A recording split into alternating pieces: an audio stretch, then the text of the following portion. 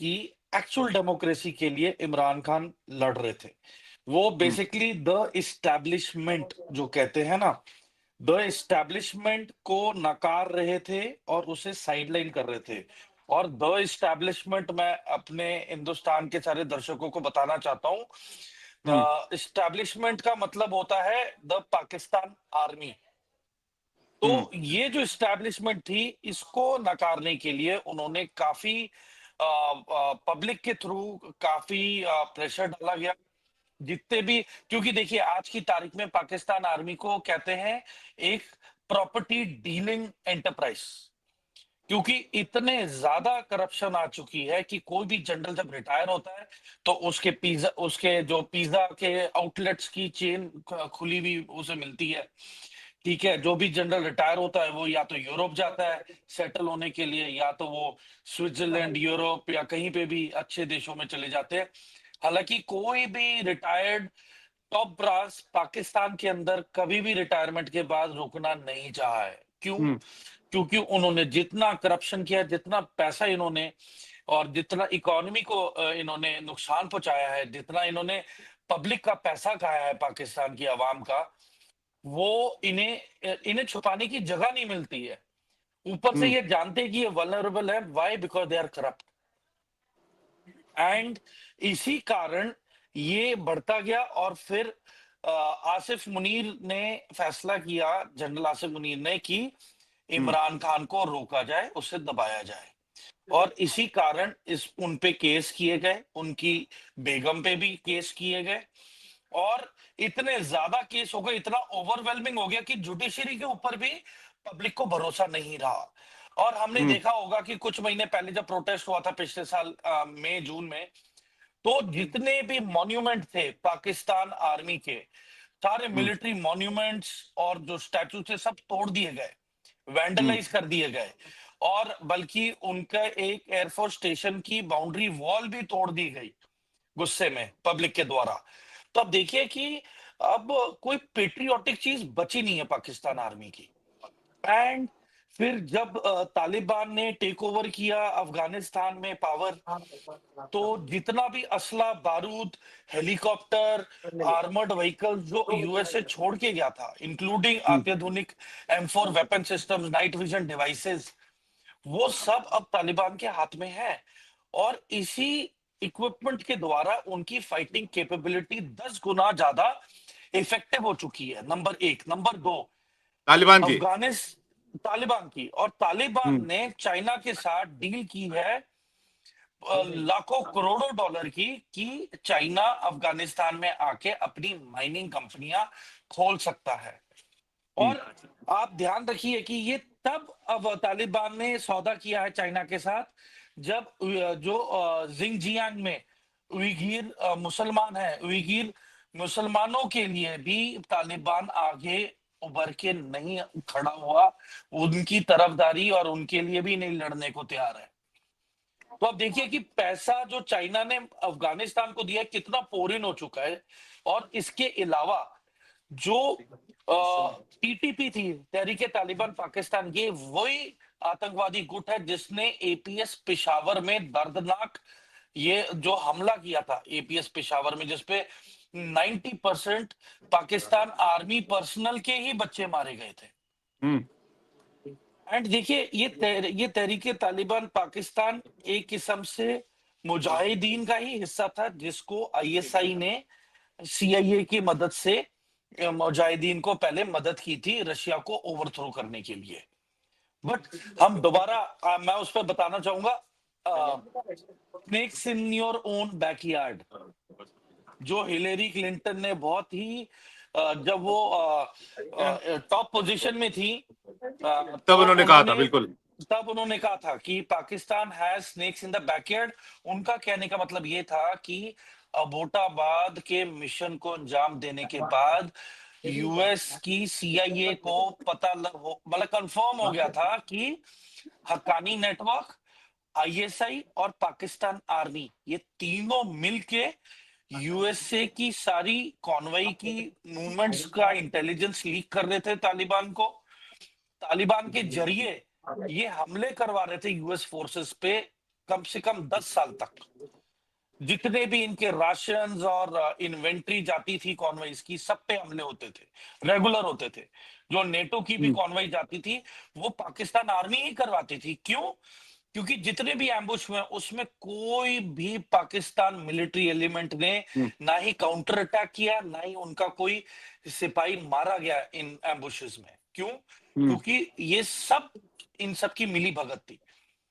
अब समय के साथ जी अब क्या हुआ, जब तालिबान ने टेक ओवर किया अफगानिस्तान में, उस दौरान बीच में अर्थक्वेक आया था, बहुत ही सीवियर अर्थक्वेक आया था। और उस समय पाकिस्तान के मिनिस्टरों ने पार्लियामेंट में बोला कि जितने इलीगल 20 लाख अफगानी जो अमेरिकन वॉर ऑन अफगानिस्तान की वजह से पाकिस्तान में आए थे उन्हें वापस भेजा जाए। और इनका टाइमिंग इतना गलत था कि भूकंप भी आया और वहां पे भूखमरी थी और वहां पे ह्यूमैनिटेरियन एड बिल्कुल नहीं थी, और इन्होंने अफगानिस्तान की पब्लिक को पेशावर के जरिए वहां पे वापस धकेल दिया अफगानिस्तान में, बुरी हालत में। वहां पे यूएन के कैंप भी नहीं सेटअप हुए थे, और काफी लोग, काफी अफगानी जो सिटीजन है वो काफी मारे गए ये स्टेप की वजह से पाकिस्तान की। और फिर तालिबान में आक्रोश बढ़ता गया क्योंकि पाकिस्तान का डोमिनेटिंग एक तो एटीट्यूड, दूसरा जो आईएसआई का इंटरफेरेंस था तालिबान के अंदर कि कैसे सरकार चलानी चाहिए, शरिया को कैसे संभल के हैंडल करना चाहिए, वो तालिबान को काफी हद तक अच्छा नहीं लग रहा था। और इसी दौरान अब तालिबान को रियलाइज हुआ है कि जो एक्चुअल दोस्त जो हिंदुस्तान के रूप में था, जिसकी वजह से काफी इंफ्रास्ट्रक्चर, हॉस्पिटल, स्कूल, सड़कें, बांध बने, है ना, बिजली का उत्पन्न हुआ, तो इतनी सारी डेवलपमेंट्स हुई मेडिकल फील्ड में भी, एजुकेशनल फील्ड में भी, है ना, कंस्ट्रक्शन बिजनेस में भी। तो अब तालिबान को रियलाइज हुआ कि नहीं, असली भाई और दोस्त और उनका जो शुभ चिंतक है वो हिंदुस्तान है, ना कि पाकिस्तान। और सबसे बड़ी गलती रिसेंटली जो पाकिस्तान ने की, उन्होंने अपनी एयरफोर्स को भेजा अफगानिस्तान के अंदर इस दावे से कि तहरीके तालिबान पाकिस्तान को शरण तालिबान ने दी है। तो मेरे दुश्मन का दुश्मन मेरा दोस्त, तो तहरीके तालिबान, बलूचिस्तान लिबरेशन आर्मी और अफगानिस्तान की सरकार जो तालिबान है, ये तीनों अब इकट्ठे मिल चुके हैं। और बल्कि तालिबान ने तो ये दावा भी कर दिया है कि बलूचिस्तान और खैबर पख्तूनवा पाकिस्तान का हिस्सा है ही नहीं।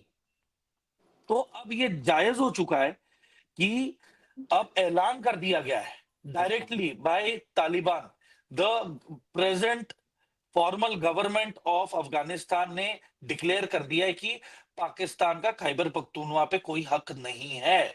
और इसी दौरान आपने देखा होगा ट्विटर पे तालिबान के बहुत ही सीनियर डिफेंस ऑफिशियल ने, मिनिस्टर ने एक मीम डाला था जिसमें बोला था कि अब पाकिस्तान आर्मी की पैंट उतारी जाएगी। और इसी दौरान इन्होंने बॉर्डरी इलाकों पे 2-3 पोस्टें कब्जा ली हैं जो पाकिस्तान के अंडर थी। और अभी परसों तुर्बत में अभी हमला हुआ था जिसमें कि कम से कम 48 पाकिस्तानी सैनिक मारे गए हैं। तो देखिए, और ये इसकी रिस्पॉन्सिबिलिटी ओपनली तहरीके तालिबान पाकिस्तान ने छाती ठोक के की है कि यस, ये हमला टीटीपी ने ही किया है। और और साथ ही साथ तालिबान सरकार ने ये भी बताया मीडिया में कि जितनी भी एयरफोर्स, पाकिस्तान एयरफोर्स ने जो बॉम्बिंग की अफगानिस्तान के एयर स्पेस में वायोलेशन करके, उसका कोई भी टारगेट पे निशाना सटीक नहीं पड़ा है। और वो काफी ताज्जुब में थे। और उन्होंने ये भी बोला कि ये सही समय है जब हिंदुस्तान को हमला करना चाहिए और पाकिस्तान को डिसइंटीग्रेट करना चाहिए। अब तीसरे असली मुद्दे पे आते हैं कि जो पाकिस्तान ऑक्यूपाइड जम्मू कश्मीर है पीओजे के, उसमें अब क्यों प्रोटेस्ट चल रहे हैं। अगर कोई भी सरकार इस दुनिया में 20 घंटे का पावर कट दे रही है तो आपके बच्चे कैसे पढ़ेंगे, आपके अस्पताल कैसे चलेंगे, आपने वहां पे फ्यूल का सरचार्ज और टैक्सेस इतने ज्यादा फ्यूल पे लगा दिए हैं, आपने इतने ज्यादा वैल्यू एडेड टैक्सेस डाल दिए हैं बिजली के ऊपर, और बिजली हम्म, आप उत्पन्न कर नहीं रहे, बिजली का कनेक्शन आप दे नहीं रहे, पर बिल आई जा रहे हैं। तो देखिए वहां की जो आवाम है, जो पाकिस्तान ऑक्यूपाइड जम्मू कश्मीर की आवाम बहुत दुखी हो चुकी है। तो देखिए रोटी कपड़ा मकान ये बेसिक नीड होती हैं, इनमें भी इतनी ज्यादा इन्फ्लेशन हो गई है कि वहां की आम पब्लिक बहुत ही परेशान है, और अंग्रेजी में कहते हैं प्लंडरिंग ऑफ रिसोर्सेस। हम्म, इसका मतलब ये होता है कि पाकिस्तान सरकार ने पूरा फायदा उठा के, पाकिस्तान ऑक्यूपाइड जम्मू कश्मीर की आवाम का फायदा उठा के उनके सारे नेचुरल रिसोर्सेज जैसे कि जेमस्टोन, बॉक्साइट, जो भी कॉपर है, एल्यूमिनियम है, ब्रॉन्ज है, ये सारी की सारी रिसोर्सेज ये सकआउट कर रहे हैं और ये बाकी दुनिया में एक्सपोर्ट कर रहे हैं, और कुछ भी पैसा जी डेवलपमेंट और इंफ्रास्ट्रक्चर को बनाने में नहीं लग रहा है पीओजे के। जी मेजर साहब, जी मेजर साहब, मेरा एक सवाल आपसे था। इंडिया, माफ कीजिएगा, ये पाकिस्तान की आर्मी वर्सेस तालिबान, बेशक ताकत के हिसाब से पाकिस्तान की आर्मी को एज है, लेकिन पाकिस्तान की आर्मी अब बैटल हार्डन आर्मी नहीं रहेगी। जैसे आपने बताया कि रियल एस्टेट कारोबारी है, कई कई किराना स्टोर खोल के बैठे हुए हैं। पाकिस्तान की आर्मी खुद कई सप्लाई चेन चलाती है। दूसरी तरफ तालिबान, वो तालिबान जिसने रूस को मार के भगाया, जिसने अमेरिका को मार के भगाया, जिसने दुनिया की कई सोवियत संघ को मार के भगाया, कई बड़ी ताकतों को मार के भगाया, चाइना ने भी कोशिश की थी। तो ये दोनों का अगर आप कंपैरिजन करेंगे तो आप कैसे देखते हैं इसको? तालिबान कितना तोड़ेगा इनको?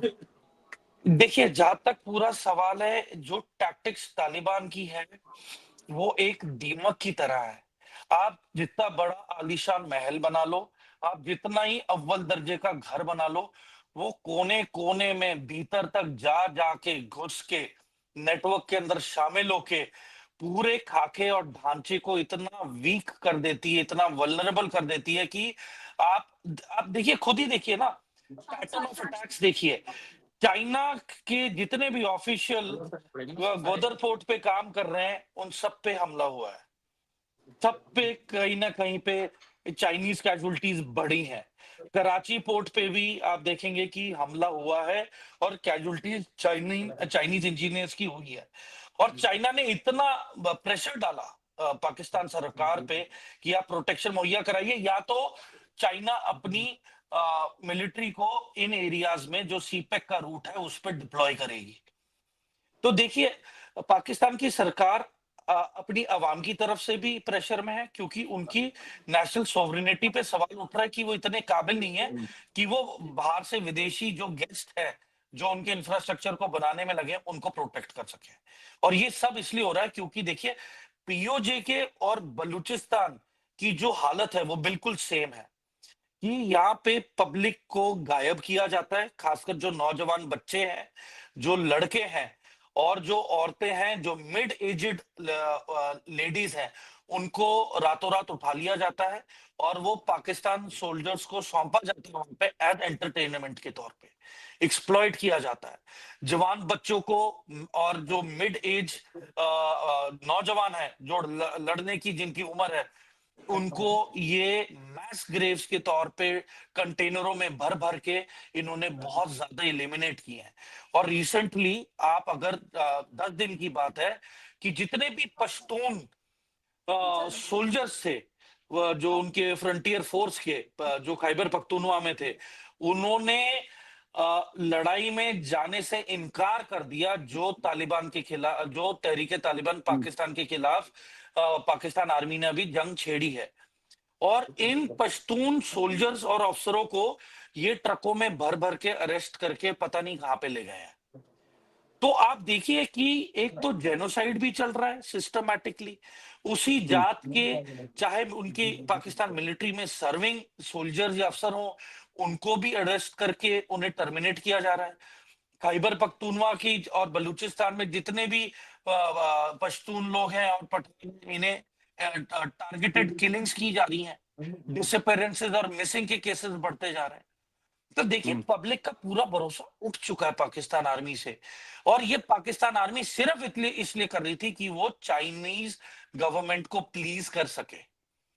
क्योंकि देखिए पाकिस्तान मिलिट्री का वजूद तब तक ही रहेगा जब तक उसका हिंदुस्तान के साथ फेस टू फेस कन्फ्रंटेशन है, जो कि अब इंडिया ने अपनी तरफ से पाकिस्तान को एज जीरो मतलब स्टेटस दे दिया है कि ना ही ये हमें थ्रेट है और ना ही ये हमारे एनी पॉइंट ऑफ इंटरेस्ट में कहीं पे भी शामिल होते हैं।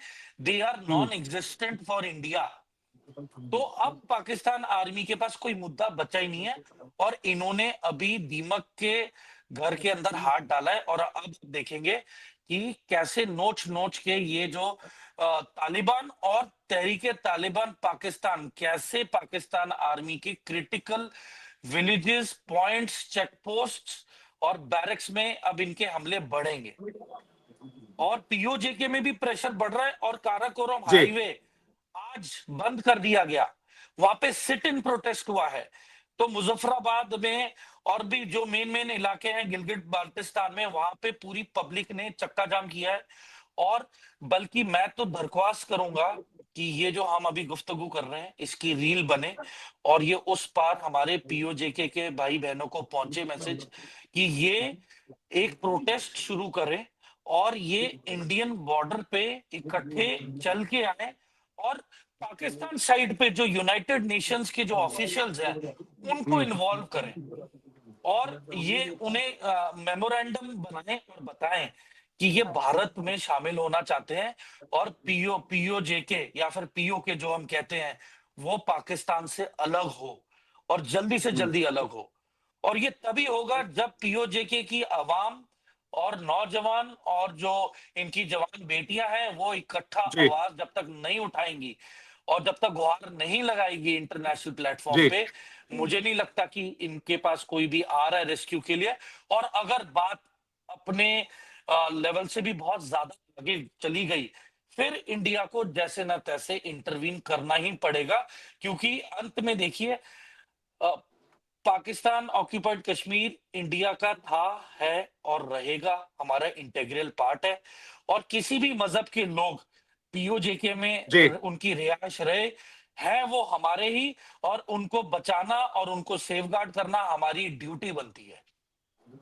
पीओजेके को लेकर अभी हाल में गृह मंत्री अमित शाह का भी बयान आया था। उन्होंने कहा था कि एक इशारा की तरह दिया था कि जल्द ही कुछ अच्छी खबर या बड़ी खबर या गुड न्यूज जैसा कुछ सुनाई देने वाला है। मुझे लगता है उनका इशारा हो सकता हो कुछ कुछ उस तरफ हो। लेकिन आपने बड़ी बात कही मेरे साहब की तालिबान जो है वो एक दिमक की तरह है और पाकिस्तान को एक तरह से खा ही जाएगा। क्या अब तालिबान के सामने दूसरा कोई टारगेट तो है नहीं, सिर्फ और सिर्फ सामने पाकिस्तान है। तालिबान क्या रुकेगा या नहीं रुकेगा, या वो पाकिस्तान को तोड़ के ही मानेगा?